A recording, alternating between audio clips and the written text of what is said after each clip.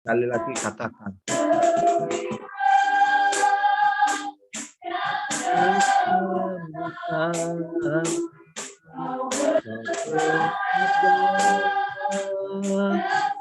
Selamatkanku, tiada yang mustahil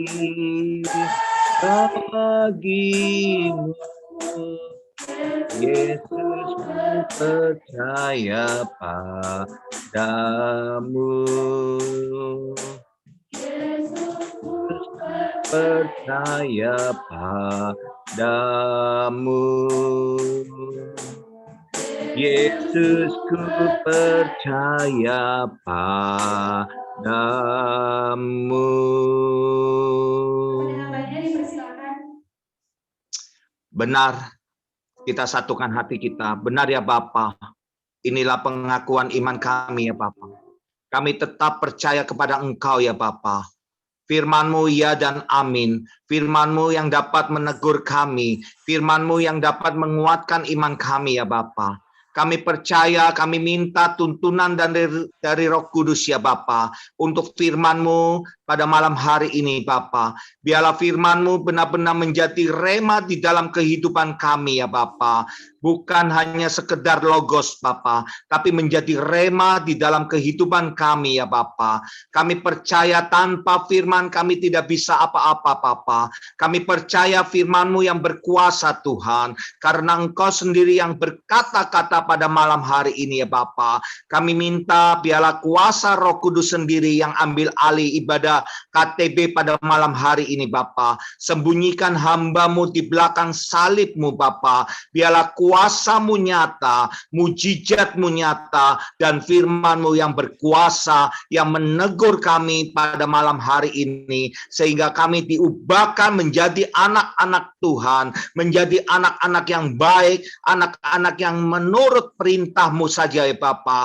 Kami percaya Tuhan, biarlah otoritas sorga menguasai ibadah KTB pada malam hari ini Bapa. Kami minta segala kuasa setan iblis apapun, kuasa kegelapan yang ingin mencoba mengambil firman-Mu, kami satu hati kami tolak di dalam nama Tuhan Yesus Kristus. Tidak berkuasa atas hidup kami, tidak berkuasa pada malam hari ini, karena firman-Mu lah yang berkuasa pada malam hari ini Tuhan. Kami siap untuk mendengarkan firman Tuhan. Kami siap untuk Engkau urapi kami dari ujung kepala sampai telapak kaki ya Bapa. Kami minta pengurapan Allah turun saat ini hanya di dalam nama Tuhan Yesus Kristus. Yang percaya katakan amin. Haleluya. Ya, terima kasih sebelumnya kepada Bapak Gembala ini, Pak Pendeta Ado Putar-Putar, dan semua teman-teman KTB dan teman-teman yang di asrama juga. Saya bersyukur pada malam hari ini saya diberikan kesempatan untuk membagikan firman Tuhan.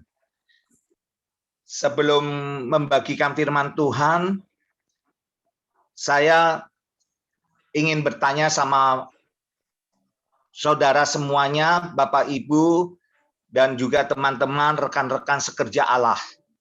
Kita keluarga Allah kan? Kita adalah satu keluarga, amin. Kita adalah satu keluarga di dalam Kristus, di dalam Tuhan Yesus. Amin. Jadi kita, haleluya. Saya akan langsung kita baca firman Tuhan di 1 Timotius pasal 5 ayat 1 sampai dengan 2 aja ya Pak. Saya 1 sampai 2 aja. Mari kita baca bersama-sama. Dalam hitungan ketiga kita baca. 1, 2, 3, mulai. 1 Timotius 5 ayat 1 sampai dengan 2. Sudah ketemu? Sudah baca firman Tuhan? Amin. Oke, kita baca bersama-sama 1 Timotius 5 ayat 1 dan 2. Judulnya mengenai saudara-saudara seiman. Amin. sebagai Bapa, perempuan sebagai ibu dan perempuan sebagai ibu dan muda sebagai Haleluya. Saya akan bacakan mengenai saudara-saudara seiman. Janganlah engkau keras terhadap orang yang tua, melainkan tegurlah dia sebagai bapa. Tegurlah orang-orang muda sebagai saudaramu, perempuan-perempuan tua sebagai ibu, dan perempuan-perempuan muda sebagai adikmu dengan penuh kemurnian. Kita tahu tentang surat Timotius itu ditulis oleh Rasul Paulus. Amin. Jadi Rasul Paulus menuliskan kepada anak didiknya untuk menguatkan imannya kepada Timotius. Jadi Timotius adalah salah satu anak didik dari Rasul Paulus yang masih muda, saudara. Dia yang paling muda mungkin di antara teman-teman sebayanya atau teman-teman sekerja Allahnya, dia paling muda. Sehingga Rasul Paulus itu memberikan nasihat, memberikan suratnya kepada Timotius untuk apa tujuannya? Di sini Timotius ini memegang salah satu sebagai gembala sidang, istilahnya kan gitu. Dia sebagai gembala, dia memegang di Efesus, saudara. Timotius itu dia masih muda, tapi dia diberi jabatan yaitu sebagai seorang gembala. Dan Timotius di Efesus sana, dia merasa ada tekanan-tekanan yang sangat berat bagi Timotius. Sehingga Rasul Paulus ini menuliskannya suratnya kepada Timotius. Agar apa? Agar Timotius imannya kuat dan benar-benar bertahan, bisa melayani Tuhan di gereja Efesus sana. Nah, Timotius adalah pendeta yang paling muda, saudara. Bukan jabatan PDM, tapi dia memang full menjadi seorang gembala, pendeta penuh. Dan dia dikasih oleh Rasul Paulus, dikasih kepercayaan untuk memimpin jemaat di Efesus sana. Walaupun banyak tekanan. Nah, malam hari ini saya akan berikan judul. Kalau Alkitab mengatakan judulnya mengenai saudara-saudara seiman. Kita di KTB adalah saudara seiman. Amin. Jadi kita saudara seiman, bukan saudara kandung, tapi saudara seiman. Makanya itu kita harus saling menguatkan. Yang dikasih tema pada malam hari ini, keluarga yang melayani, saudara. Keluarga yang melayani. Nah, bukan mengenai saudara-saudara seiman, tapi keluarga yang melayani. Kita lihat di Wahyu, kitab Wahyu 3 ayat 19. Kita buka dulu kitab Wahyu 3. Perhatikan di sana, kitab Wahyu 3 ayat 19. Yang sudah ketemu katakan amin. Amin. Saya akan bacakan. Barang siapa kukasihi, ia kutegur dan kuhajar. Sebab itu relakanlah hatimu dan bertobatlah. Jadi keluarga yang melayani, kita bukan hanya sekedar melayani firman Tuhan di mimbar setiap hari, bukan sekedar pelayanan kita pakai jas untuk nyambut tamu dan sebagainya. Bukan, saudara. Nah, pada malam hari ini, keluarga yang melayani itu adalah salah satu bentuk pelayanan kita adalah untuk menegur dan dapat menasehatin seperti Kristus, seperti Tuhan menegur dan melayani kita. Jadi kita melayani banyak orang, oke, tapi kita harus dapat memberikan satu nasihat, satu teguran, sapaan kepada orang. Agar apa, saudara? Kita janganlah engkau keras terhadap orang yang tua, melainkan tegurlah. Nah, di sini ada kata tegurlah dia sebagai bapa. Tegurlah orang-orang muda sebagai saudara. Perempuan-perempuan tua sebagai ibu dan perempuan-perempuan muda sebagai adikmu dengan penuh kemurnian.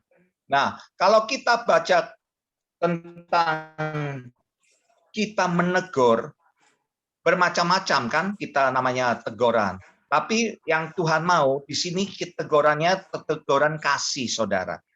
Bukan teguran yang semena-mena atau teguran yang menyakitkan hati orang, tapi teguran yang punya kasih dan dengan penuh kemurnian. Jadi bukan dengan kebencian kita menegur seseorang, tapi dengan kita menegur orang tersebut dengan kasih. Dan kita menganggap itu saudara kita, rekan sekerja Allah kita. Saya mau tanya sama anak-anak di asrama, yang paling muda di sini siapa? Coba tunjuk jari yang paling muda. Yang paling muda. Oke. Jadi firman Tuhan mengatakan Timotius aja yang paling muda kan dari antara rekan sekerja Allah. Tapi Timotius diberikan perintah untuk dapat memimpin salah satu gereja di Efesus. Walaupun dia muda, tapi dia mempunyai jiwa kepemimpinan, saudara. Kita lihat, perhatikan firman Tuhan mengenai tentang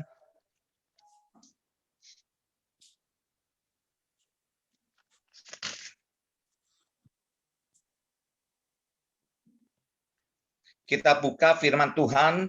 Di sini kalau di firman Tuhan, ini ada 4 golongan, saudara. 4 golongan, yaitu yang pertama, teguran ini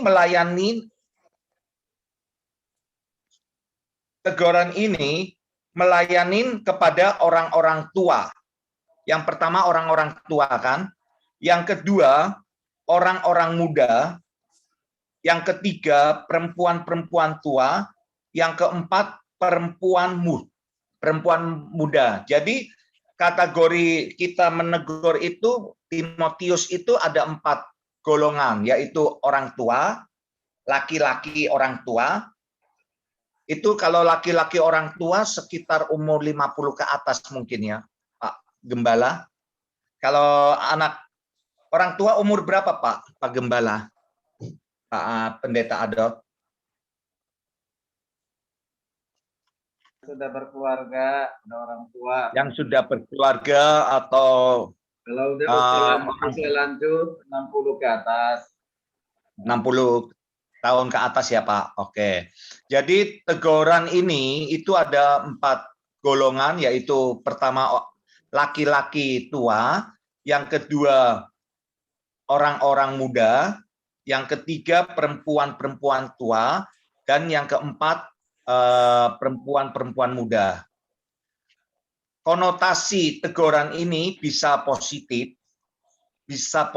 juga bisa negatif, tergantung kita meresponin hal teguran itu. Apakah teguran ini yang positif, yang membangun, atau teguran ini yang negatif? Kita harus bisa memilah-milah atau jangan sampai kita itu mempunyai sakit hati atau apa. Wah, kok Pak Gembala atau dosen kita menegurnya begini ya, keras. Jangan langsung kita mudah tersinggung atau kita mudah sakit hati, tapi kita cerna benar-benar teguran itu negatif atau positif, saudara. Dan teguran itu bisa kepada 4 golongan, yaitu orang tua, anak muda, perempuan tua, dan perempuan muda.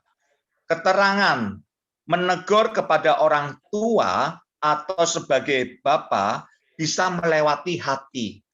Jadi kalau kita menegur orang yang lebih tua dari kita, kalau orang itu sudah berumur, sudah lanjut atau apa, kita menegurnya bukan seperti mengajari mereka.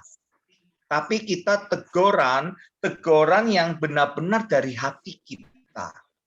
Kita menegur dengan hati, dengan kelemah lembutan, itu yang Tuhan mau. Bukan asal kita negur. Kamu salah begini, atau gimana. Atau kita seolah-olah mengajarin orang yang lebih tua. Itu membuat orang yang lebih tua itu tersinggung.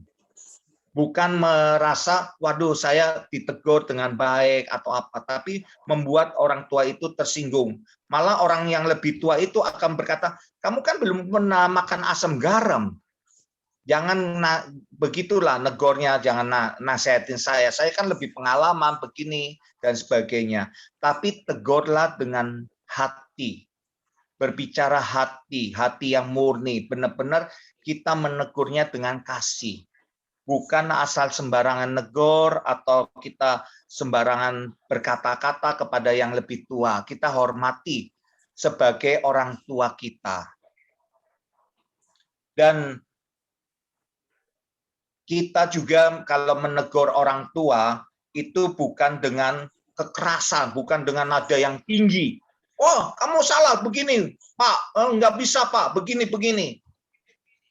Ketua nggak boleh gini, ini. Itu nggak boleh. Kita harus menegurnya dengan kelemah lembutan. Benar-benar kita lemah lembut untuk menegur orang yang lebih tua. Nah, kalau kita menegur anak muda, ini gampang-gampang sulit, saudara. Khususnya kita orang tua sebagai bapak rohani, sebagai para dosen, pengajar di STT Kataros juga. Kalau kita menegur anak muda juga jangan pakai kekerasan. Jangan dipanggil, well, kamu gini ini. Kamu salah begini. Tapi kita harus menegurnya dengan sabar. Kita menegur anak muda itu dengan sabar. Dengan penuh kasih sayang. Seperti kita menegur seorang anak. Menegur anak kita, menegur saudara kita yang lebih muda. Kita harus menegur dengan 4 mata. Karena firman Tuhan mengatakan kita menegurnya 4 mata. Yaitu kita lihat di Matius 18 ayat 15. Matius 18 ayat 15 berbicara Matius 18 ayat 15. Apabila saudara berbuat dosa, tegurlah dia di bawah 4 mata. Jika ia mendengarkan nasihatmu, engkau telah mendapat kembali. Jadi kalau kita melihat saudara kita, orang tua kita, para pemimpin kita berbuat salah, tegurlah 4 mata, saudara. Jangan kita menegur di depan umum. Kalau kita menegur di depan umum itu sama saja mempermalukan, bukan menegur. Jadi firman Tuhan mengatakan tegurlah di bawah 4 mata. Itu firman Tuhan. Dan kita juga di sini teguran ini bisa membuat orang untuk kembali ke jalan yang benar, saudara. Jadi kalau kita melihat saudara kita, orang tua kita, yang lebih tua kita melihat, terus dia salah. Nah, kita harus berbuat tegur. Karena teguran akan membuat orang untuk kembali ke jalan yang benar. Bukan untuk menyesatkan, tapi membuat orang itu bertobat dan menyadari atas kesalahannya. Bukan untuk membuat dia sakit hati atau tersinggung atau marah, tapi membuat untuk kembali ke jalan yang benar. Di Matius 18 ayat 15 tadi. Nah, terus teguran itu juga membuat setiap orang yang ditegur lewat menjadi sehat dalam iman. Kita lihat Titus 1 ayat 13. Titus 1 ayat 13. Kitab Titus 1 ayat 13. Kesaksian itu benar, karena itu tegurlah mereka dengan tegas, bukan dengan keras, dengan tegas supaya mereka menjadi sehat dalam iman. Jadi teguran itu bisa membuat orang imannya itu sehat. Kalau kita menegurnya dengan tegas, bukan dengan keras, bukan dengan asal kita menegur, tapi kita benar-benar menegurnya dengan hati, dengan perasaan, dengan kasih, itu membuat imannya sehat, bukan membuat imannya down. Jadi teguran itu bisa dua hal, bisa membuat imannya kita ngedown atau membuat iman kita itu sehat. Kalau teguran yang positif itu akan membuat iman kita sehat. Tapi kalau teguran yang negatif itu akan membuat kita imannya akan ngedown, akan ngedrop. Itu yang Tuhan inginkan pada malam hari ini, khususnya kepada kita semua, anak-anak Tuhan, hamba-hamba Tuhan, rekan sekerja Allah. Kalau kita tahu Bapak rohani kita atau kakak kelas kita, kakak rohani kita, adik kita yang mengalami masalah, yang memang jalannya sudah menyimpang ke kanan ke kiri, tegurlah dia dengan 4 mata. Dan teguran buat orang tua itu lewat hati ke hati, bukan asal tegur. Kalau buat anak muda, kita harus menegurnya dengan sabar, penuh kasih. Kalau perempuan tua, kita menegurnya harus dengan hati juga. Jadi kalau lawan jenis, kalau umpama pelayanannya, kita menasehatin lawan jenis, itu boleh, tapi dengan orang yang sudah lanjut usia. Jangan masih muda, terus kita itu lawan jenis, itu bisa bahaya, bisa membuat bukan teguran, tapi membuat dosa juga, saudara. Jadi diingat, kalau kita bicara lawan jenis, itu harus perempuannya lebih tua. Jangan lebih muda dari kita, tapi lebih tua. Itu tidak membahayakan, karena kalau lebih tua, itu akan membuat seperti anak dengan orang tua, anak dengan ibu. Itulah. Tapi kalau lawan jenis itu, kalau lebih muda itu bahaya, bukan menegur. Banyak hamba Tuhan jatuh itu di dalam konseling. Jadi menanganin anak muda, perempuan, menegur, menasehatin, malah salah diartikan. Itu bisa mengakibatkan fitnah nanti. Bisa membahayakan bagi diri hamba Tuhan itu untuk fitnah. Jadi dianjurkan untuk kita menegurnya, menasehatin untuk seorang ibu yang sudah lanjut usia, bukan untuk anak muda.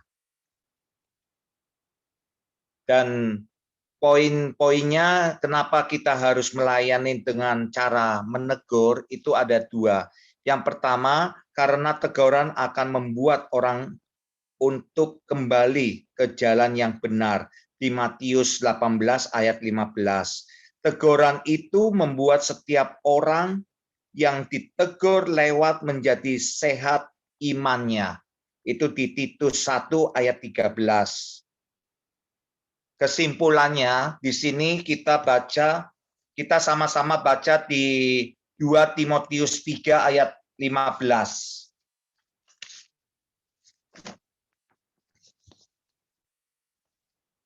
2 Tesalonika 3 ayat 15. 2 Tesalonika 3 ayat 15. Ini kesimpulannya. Kita baca sama-sama 3, 2, 1. Tetapi 2 Tesalonika 3 ayat 15.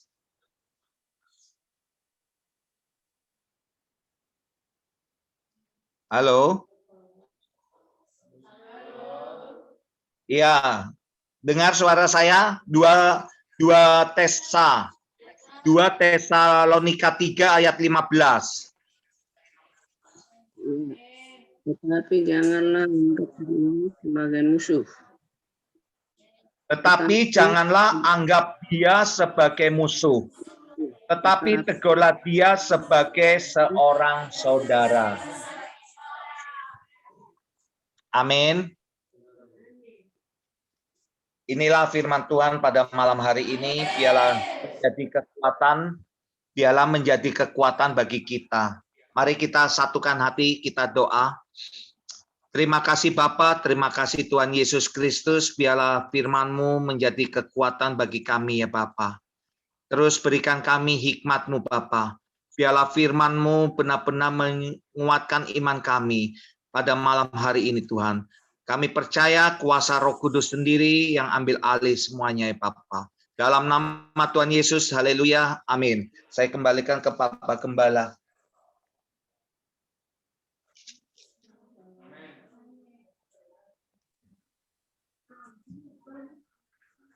Baik, terima kasih Pak Paulus Prakoso yang sudah bersharing firman Tuhan dalam hari ini. Suara saya jelas? Dengar Pak. Ya.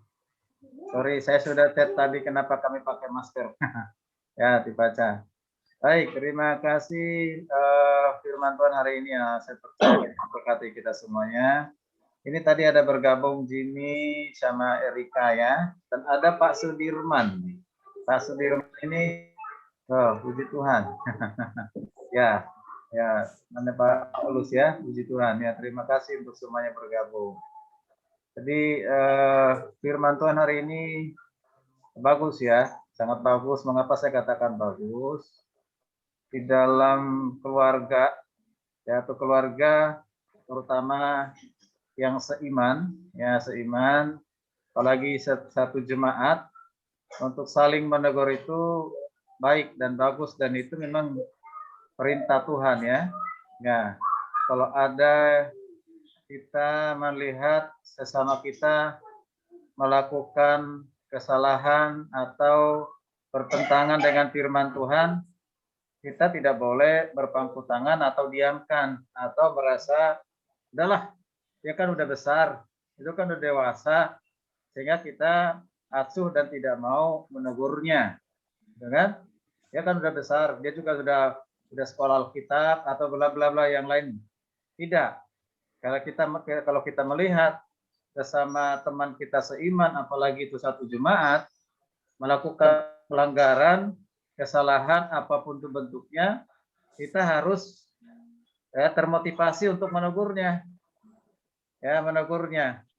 Nah, itu perintah. Tadi udah jelas, tegurlah, ya kan? Itu kata perintah. Tadi Wahyu 3:19 juga. Barang siapa yang kukasihi akan kutegur. Ya, ditegur. Ya, ditegur oleh Tuhan, dan Tuhan pakai kita untuk menegur sesama kita. Ya. Nah, hanya persoalannya bagaimana cara kita menegur. Itu yang penting. Bagaimana cara kita menegur itu penting untuk diperhatikan. Seringkali kita menegur orang, orang itu bukannya justru berubah, malah seperti tadi dikatakan malah sakit hati. Tujuan kita baik, tetapi caranya salah. Ya, sekali lagi tujuan kita baik, tapi caranya salah. Ya, caranya salah. Nah, cara yang salah itu seperti apa? Kita menegur karena menempatkan kita lebih baik, lebih suci, lebih kudus. Dan orang itu orang yang paling berdosa. Atau kita menegur, ya, menegurnya dengan suatu ada unsur kebencian atau dendam, gitu kan?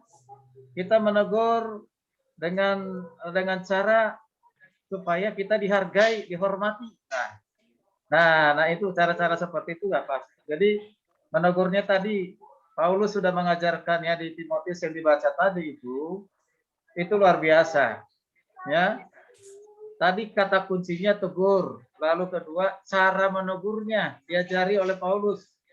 Ya, cara menegurnya, Timotius kalau kamu menegur seseorang, caranya begini. Begini itu bagaimana? Kalau kamu menegur seorang orang tua, tegurlah dia sebagai bapak. Kalau menegur ya anak muda, tegurlah dia sebagai saudara. Kalau dia perempuan tua, tegurlah dia sebagai ibu. Kalau dia masih perempuan muda, tegurlah dia sebagai adik. Itu kata kuncinya itu di mana? Bapak, ya bapak, saudara, ibu, adik. Nah kalau kita lihat ini bapak, saudara, ya saudara, kemudian dikatakan ibu dan adik, berarti ini keluarga ini, keluarga. Mengapa dipilah-pilah sama Paulus seperti itu? Mengapa Paulus memilah-milah? Dia mengatakan, tegurlah semuanya dengan cara yang sama. Tidak kan? Artinya pada saat kita menegur, kita perlu menyesuaikan siapa yang kita tegur. Ya, siapa yang kita tegur, lalu dengan cara apa kita menegur. Kalau dikatakan tadi menegur orang tua seperti bapak itu berarti apa? Seorang yang layak dihargai, dihormati. Ya, boleh nggak anak muda, remaja menegur orang tua? Boleh nggak? Boleh. Boleh. Boleh, gitu. Cuma caranya bagaimana? Itu yang penting. Harus cara dengan menghargai, menghormati. Ya, menghormati. Ya, bukan dengan cara sesama anak muda. Itu tadi sudah disampaikan itu. Bapak, berarti bapak itu orang yang layak dihargai, dihormati. Berarti cara kita menegurnya adalah cara bagaimana kita menghargai, menghormati seorang bapak, memperlakukan dia sebagai orang yang layak dihargai, dihormati, cara menegur.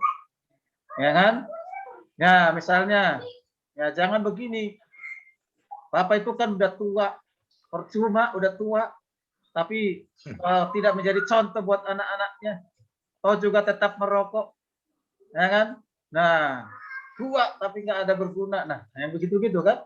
Itu kan meremehkan, melecehkan ya kan sebagai bapak. Itu apa kita katakan? Pak, demi kesehatannya bapak, ya berhentilah untuk merokok. Ya, kan bapak harus menjadi teladan buat anak-anaknya. Bapak bilang jangan merokok ke kita, ya bapak juga jangan merokok juga dong pak. Kan bapak harus menjadi teladan. Nah itu beda. Ya, nah itu. Nah itu kalau anak muda, anaknya bisa menegur bapaknya, boleh silakan. Tetapi dihargai, dihormati, bukan dicaci maki. Itu sebagai bapak. Seperti bapak dikatakan tadi, bapak, kita panggil Tuhan itu bapak. Kalau di sini bapak kecil ya. Tapi bapak itu adalah bapak yang penuh kasih sayang. Ya, yang harusnya dia sayang. Dia sayang kepada saudara-saudaranya. Ya, ini yang pertama. Lalu yang kedua adalah tadi dikatakan sebagai saudara. Saudara. Ya, kalau kita mengingatkan diri dalam hubungan saudara, ketika kita ditegur sebenarnya tidak sakit hati karena kita anggap saudara. Artinya apa? Berarti dia peduli dengan kita, mengasihi kita. Coba kalau melakukan kesalahan pelanggaran lalu tidak ditegur-tegur orang lain, merasa nyaman nggak? Tentu tidak merasa nyaman. Ketika ditegur, berarti dia masih memberikan perhatian kepada kita. Ya kan? Berarti peduli atas kehidupan kita, peduli dengan keadaan kita. Maka ditegur. Tapi kalau didiamkan, dicuekin, tidak enak. Ya, tidak enak. Nah, makanya kalau kita ditegur, anggaplah yang menegur itu adalah saudara, yang kita tegur adalah saudara. Supaya terhindar dari namanya sakit hati dan mengelak pada saat ditegur. Tidak ada pembelaan diri. Kenapa saudara? Oh, dia saudara saya. Saudara seiman, sesama jemaat Immanuel. Sehingga tidak ada ketersinggungan. Tidak ada kemarahan, bahkan emosional ketika ditegur. Karena dianggap saudara. Ya, saudara. Saudara itu dekat. Sedarah. Darah kita kalau kita marga, ya berarti darahnya itu marga itu kan gitu ya. Ya. Tapi kalau kita di dalam keluarga, sedarah dalam Kristus. Ya, kita sama-sama ditebus dengan darah yang sama, yaitu darah Kristus. Maka kita ini anak-anak Allah menjadi keluarga Allah. Ya kan? Ya dipersatukan. Nah, jadi wajar untuk saling menegur, saling menguatkan, saling membangun ya. Lalu dikatakan tadi ibu. Ini caranya ini, ibu. Apa yang kita bayangkan ketika dia katakan ibu? Nah, ibu berarti tua juga, dia punya pengalaman. Ibu itu seorang yang bekerja keras, merawat, membesarkan anak-anaknya. Mulai dari kandungan sampai lahir, besarkan, ya kerja keras dan yang lain sebagainya demi anak ini supaya sehat. Itu kita hargai, kita hormati orang seperti itu dengan menegurnya. Tidak boleh seenaknya anak marah-marah kepada ibunya lalu caci maki ibunya, kan sekarang banyak seperti itu kan, ya banyak seperti itu, nggak menghargai lagi ibunya dan menghargai lagi ibu yang telah melahirkannya, membesarkannya, ya minta bantu aja susah misalnya, ya kan, yang sulit misalnya. Nah ini yang gini, ini apa? Ketika seorang ibu melakukan satu kesalahan, pelanggaran, anak boleh nggak untuk menegur? Boleh, tapi dengan kasih. Ya, dasarnya dengan kasih, kemurahan hati. Memperlakukan bahwa dia adalah ibu. Jangan kita merasa lebih dari ibu kita. Sekalipun pendidikannya beda. Ya begitu. Sekalipun mungkin lahir di zaman yang berbeda. Dulu kita lahir zaman bahelo, zaman tempo dulu, sekarang zaman baru, zaman teknologi, zaman modern. Banyak ketinggalan ibu-ibu, bapak-bapak. Bukan berarti kita rendahkan, tidak. Tapi tetap kita menegurnya, menghargai sebagai ibu. Ya, sebagai ibu. Bagaimana kita menempatkan diri untuk menegurnya. Dan yang berikut tadi dikatakan sebagai adik, perempuan muda. Saudara juga. Bagaimana sih seorang kakak menegur adik? Yang menegurnya dengan penuh kasih sayang. Ya, hampir sama semuanya. Jadi tidak menegurnya dengan merasa lebih hebat, lebih pinter, lebih layak, dan minta dihargai, dihormati. Enggak. Saudara, ini cara Paulus ini luar biasa nih, hebat sekali. Sehingga terikatlah, terjalinlah hubungan yang baik, harmonis, bahagia di antara keluarga itu. Mengapa? Saling menegur, saling mengasihi. Nah, jadi di antara kita kalau ada teguran dari teman, lihat yang positifnya. Atau siapapun itu. Memang ada kadang-kadang cara orang berbeda dalam menegur. Cara orang menegur. Ada yang langsung, ada yang empat mata, ya, ya, ada di depan jemaat, boleh, ya kan? Tapi lihat situasinya, ya lihat situasinya, ya kan? Nah, jadi pernah saya katakan, istri menegur suami itu boleh nggak istri? Boleh dan harus, boleh. Tapi jangan ditegur di depan umum ketika melakukan kesalahan pelanggaran. Suami boleh nggak melenggor istri? Boleh. Boleh. Ya, tapi situasinya butuh namanya kepekaan.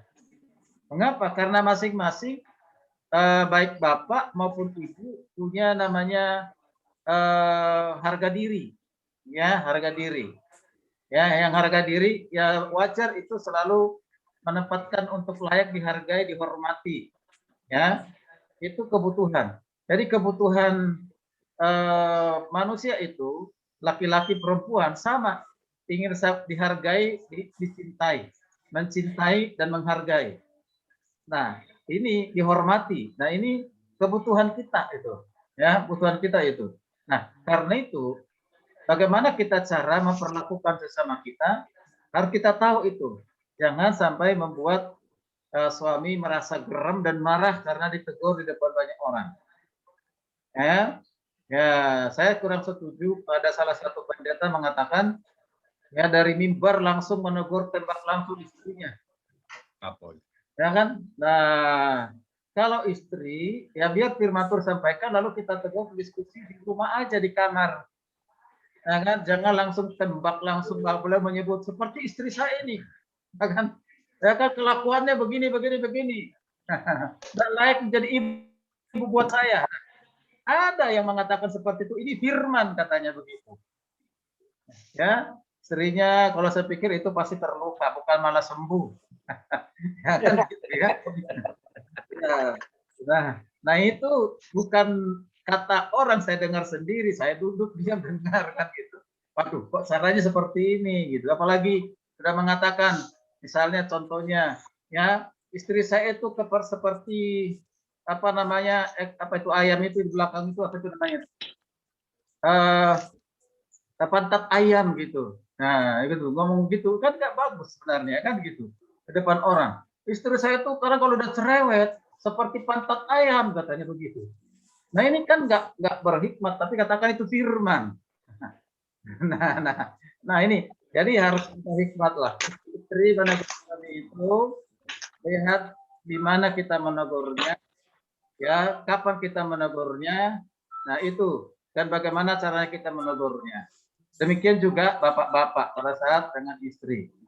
Ya, kita bisa menahan diri. Ya, menahan diri itu namanya hikmat, menahan diri.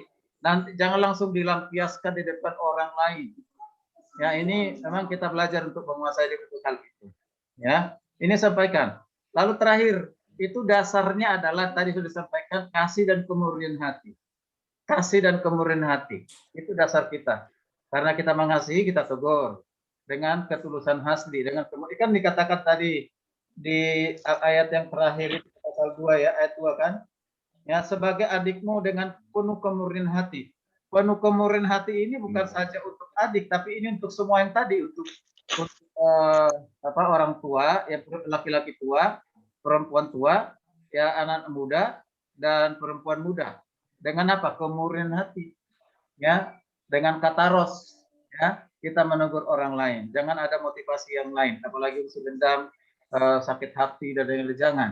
Ya, itu. Nah kalau ada orang lain gini loh, ini terakhir sampaikan. Kalau ada orang lain punya persoalan masalah, ya dan masalah itu adalah bisa merugikan orang lain atau merugikan kita, ya kita fair, bisa menegurnya 4 mata. Oke, silakan. Ya, silakan kita panggil bicara. Ya, jangan kita kompor-komporin gitu. Dan si A udah melakukan kesalahan, pelanggaran, ketika ditegur orang lain dikompor-komporin. Artinya apa? Dikompor-komporin itu supaya lebih meledak, supaya lebih dimarahin, supaya lebih ditegur. Itu nggak murni, nggak tulus. Ya, ya ini. Itu jangan, kita nggak baik seperti itu. Ya, kalau menegur tetap dengan kasih kemurnian hati. Itu tambahan dari saya Pak Paulus. Tadi sudah didoakan. Silakan saya serahkan kepada Ibu Proli. Silakan Ibu Proli.